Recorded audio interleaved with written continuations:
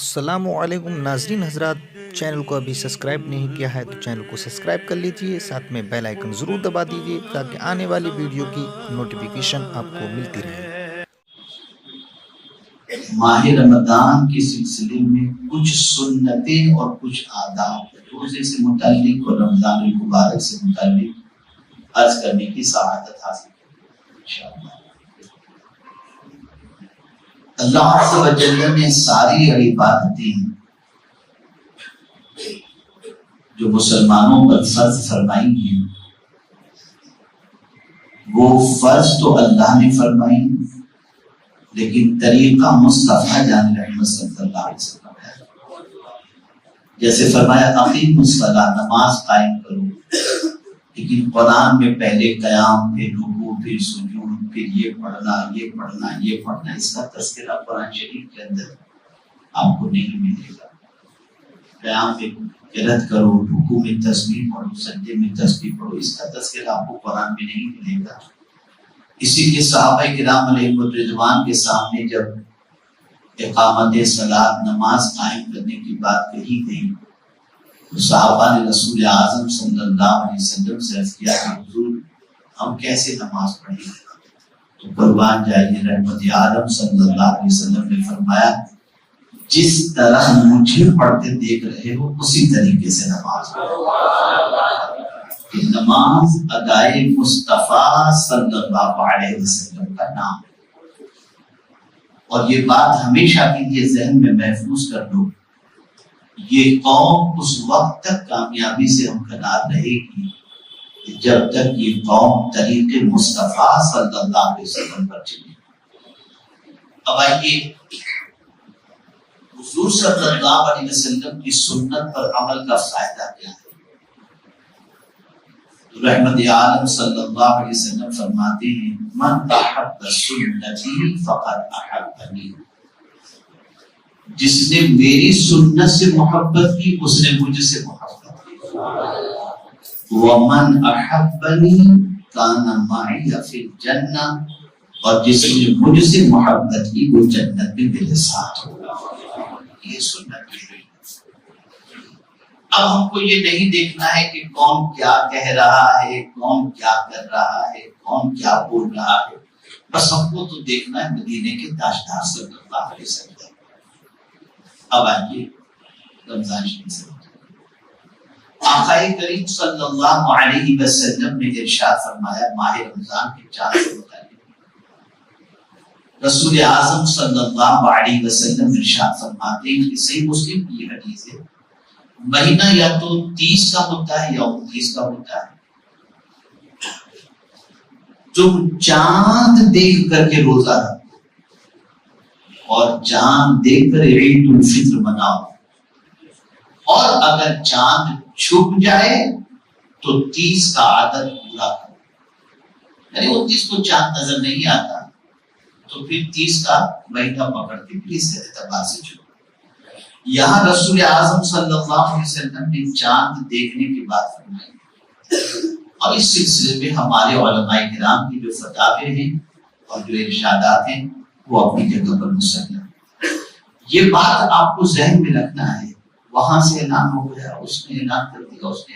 ہمارے یہاں کے جو مفتیان کرام ہیں وہ چاند سے متعلق جب شرعی گواہی کے اعتبار سے اعلان کریں تو ہم کو اسی کو فالو کرنا ہے، اور شریعت میں ہم کو اپنی مداخلت کرنے کی ضرورت نہیں ہے۔ اب اعلان سے متعلق بھی یہ بات ذہن میں رکھنی کہ جتنی ہماری مسجد ہیں، بدعقیدوں کی مسجد سے کیا اعلان ہو رہا ہے، وہ کیا کہہ رہے ہیں، اس سے کوئی لینا دینا نہیں۔ ہماری جو مرکزی مساجد ہیں، مینارہ مسجد ہے، اسماعیل علی مسجد ہے، زکریا مسجد ہے، جہاں ہمارے اکابر لوگ موجود ہیں، وہاں اگر لائٹ جل گئی، چاند کا اعلان وہاں سے آ گیا، دیر ہو رہی ہے تو اس کو الجھنے کی ضرورت نہیں ہے، اور ٹینشن لینے کی ضرورت نہیں ہے۔ ٹینشن بہت زیادہ لے لیا جاتا ہے، لینے کی ضرورت ہے، اور الحمدللہ اس کے سلسلے میں بھرپور اب تحریک کی طرف سے بھی کوشش ہوتی ہے کہ کہیں سے کوئی شرعی شہادت اور کہیں سے سب طریقے کا انتظام معقول ہو جائے جو حدود شریعت کے اندر ہو، تو الحمدللہ اس کا انتظام بھی کیا جاتا ہے، اور وہاں سے گواہوں کو بلایا بھی جاتا ہے اور شرعی پروسیجر سے گزارا جاتا ہے. خیر اب اس پر تفصیلی گفتگو کرنے کا وقت نہیں ہے. بہرحال حضور صلی اللہ علیہ وسلم کا جو ارشاد ہے یا تو مہینہ 30 کا ہوتا ہے یا 29 کا. چاند دیکھ کر روزہ رکھو, چاند دیکھ کر کے عید الفطر بناؤ, اور چاند چھپ جائے تو 30 کا عدد پورا کرو. اس صحیح مسلم شریف کی حدیث ہے. اب آگے بڑھیے. چلیے چاند ہو گیا. اب حضور صلی اللہ علیہ وسلم کا معمول کیا تھا؟ تو آقا کریم صلی اللہ تعالی علیہ وسلم جیسے چاند ہو جاتا تو فرماتے مرحبا یا شہر عظیم. رمضان کو مرحبا مرحبا کہتے, اہلا وسہلا مرحبا. تو رمضان المبارک کا استقبال کرتے. یہ نہیں کہ وہ اتر جاتا تو بھوکا رہنا پڑے. بہت سارے لوگ کرتے ہیں, یہ غلط ہے. خوشی مناؤ ماہ رمضان کے آنے, ایک دوسرے کو مبارکباد پیش کرو. صحابہ کو حضور صلی اللہ علیہ وسلم مبارکباد پیش کرتے اور ماہ رمضان کا ویلکم کرتے. مرحبا مرحبا کہتے ماہ رمضان کا ویلکم. اور ایک دعا پڑھتے تھے اللہم سلم من رمضان وسلم رمضان علی وسلم منی. یہ کلپ بھی انشاءاللہ وظیفہ آپ کو مل جائے گی, اور انشاءاللہ کل آپ مستقبل اجتماع میں آئیں گے تو انشاءاللہ اس کے بارے میں آپ کو کلپ بھی مل جائے گی. تو یہ حضور صلی اللہ علیہ وسلم دعا فرماتے. پھر اس کے بعد نماز تراویح. اس لیے کہ آقا کریم صلی اللہ علیہ وسلم فرماتے من قام رمضان ایمانا و احتسابا غفر له ما تقدم من ذنبه. جس نے ماہ رمضان میں قیام کیا ایمان اور احتساب کے ساتھ, اللہ اس کے اپنے گناہوں کو معاف فرما دیتا ہے. تو یہ ہو گیا. اس کے بعد آپ بہت سارے لوگ اس کو ملنا اس کو ملنا مبارکباد یہ ساری چیزیں چلتی ہیں. چلتے چلتے رات کے 2-3 بج جاتے ہیں. سوچتے ہیں چلو کھا کر کے سو جائیں, آپ کھلے کہ نہ کھلے. لیکن بہرحال پہلے دن کی سحری تو پہلے کر ہی لیتے ہیں. سحری ہمیشہ کیا, اس لیے کہ رسول اعظم صلی اللہ علیہ وسلم فرماتے ہیں سحری میں اللہ نے برکت رکھی. اور ساتھ ہی ساتھ میرے آقا صلی اللہ علیہ وسلم نے یہ جو بات فرمائی اسے ذہن میں رکھو. آقا کریم صلی اللہ علیہ وسلم فرماتے ہیں اہل کتاب اور ہمارے روزے میں فرق سحری ہے. یعنی دیگر مذہب کے ماننے والوں کی جو ہے ان کی پوزیشن, اہل کتاب کی جو پوزیشن ہے یعنی یہود و نصارہ جو روزہ رکھتے ہیں اس کے اندر سحری نہیں ہے. اس سحری کے ذریعے ہم ان کے اور ہمارے روزے میں فرق پیدا کر دیتے ہیں, اور سحری کرنا بھی میرے آقا صلی اللہ علیہ وسلم کی سنت ہے. اب برا نہ مانیے گا جو عرض کرنے جا رہا ہوں. اب سحری کیسے لاؤ پائے لاؤ ڈلے نہار یہ سب جائز ہے, کھا سکتے ہیں جو کھانا ہے آپ کا. لیکن یہ حدیث بھی ذہن کے اندر رکھیں کہ کھجور سے سحری کرنا یہ بھی میرے نبی کی سنت ہے. افطار میں تو کھجور استعمال ہوتی ہے, لیکن تقریباً 99.99% گھروں کے اندر سحری میں کھجور کا استعمال ہے. تو کھجور کا استعمال سحری میں بھی کرنا. آپ دوسری چیزیں کھاتے ہیں, کھائیے جو آپ کی طبیعت کے لیے مناسب ہو, کھائیے آپ, لیکن کھجور کا استعمال کریں انشاءاللہ العزیز. اس سے آپ کے بدن میں قوت بھی رہے گی اور آپ کو راحت بھی انشاءاللہ ملے گی. یہ سحری کا پروسیجر ہو گیا. یہ بھی رسول اعظم صلی اللہ علیہ وسلم کی سنت مبارکہ. کوشش کریں کہ ماہ رمضان میں تہجد کی عادت آپ کی بن جائے. تھوڑا سا 10-15-20 منٹ پہلے اٹھے, وضو کریں, سحری تیار ہو گئی, آپ آرام سے تہجد ادا کر لیں, اور اس وقت کی دعا اللہ اکبر اللہ اکبر. یوں تو روزانہ سحری کے وقت کی دعا کی بڑی فضیلت آئی ہے, لیکن ماہ رمضان میں سحری کے وقت اگر کوئی دعا کرے اللہ اس کی دعا کو قبول فرما لیتا ہے. بڑی فضیلت ہے اس وقت کی دعا کی, بڑی فضیلت. اللہ کی رحمت جوش میں ہوتی ہے اس وقت. تو سحری کرنا میرے آقا صلی اللہ علیہ وسلم کی سنت. پھر آپ روزے سے فجر کی نماز آپ نے ادا کر دی, آرام کیے, اٹھے, اب برش کر نہیں سکتے. اٹھنے کے بعد منہ میں تھوڑی سی آپ ایسا محسوس ہو رہا ہے کہ بات کروں گا تو کسی کے منہ کو بدبو بھی پہنچے گی. تو یاد رکھیں آقا کریم صلی اللہ تعالی علیہ وسلم روزے کی حالت میں کثرت سے مسواک کیا کرتے تھے.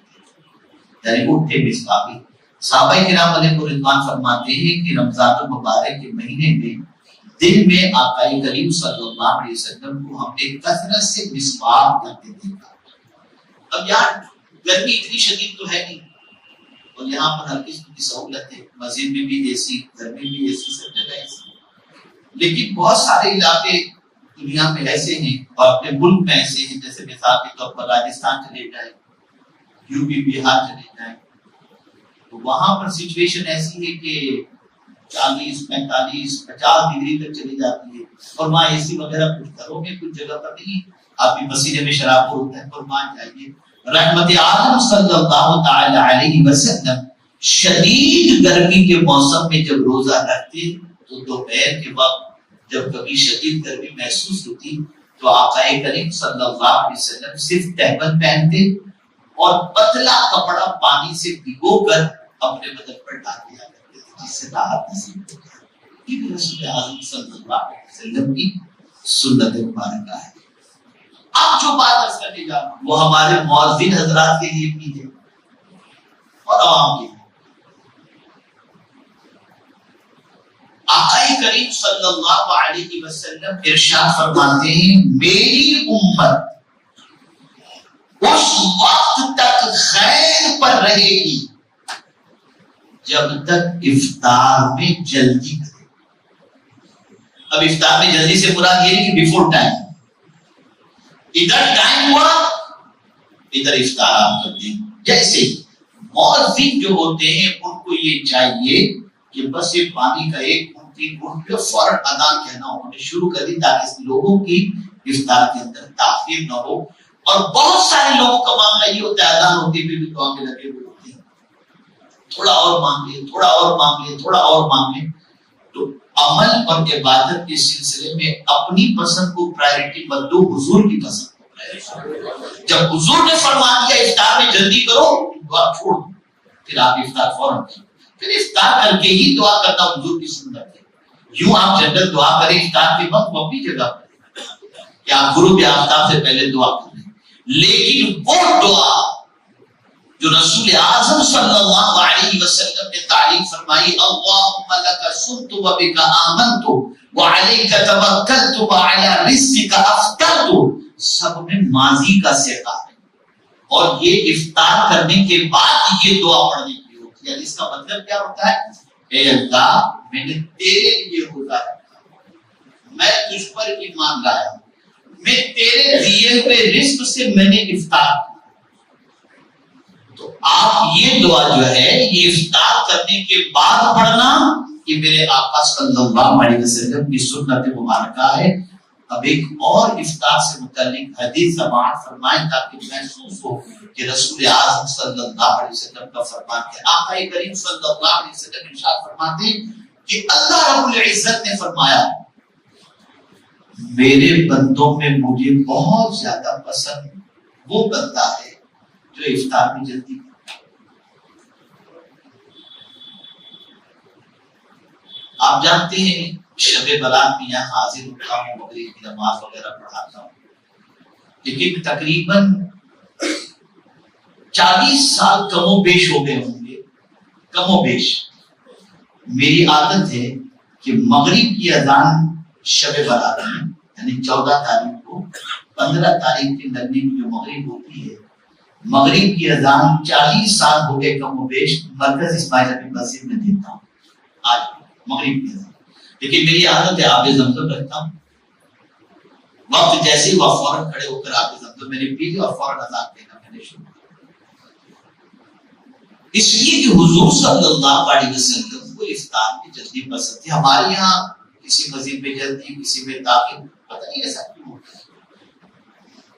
فرمان یہی ہے اس وقت تک میری امت خیر پر رہے گی جب تک افطار میں جلدی کرے، اور اللہ فرماتا ہے مجھے اپنے بندوں میں سب سے زیادہ محبوب بندہ وہ ہے جو افطار میں جلدی کرے۔ اب اس کی حکمت کیا ہے پھر کبھی میں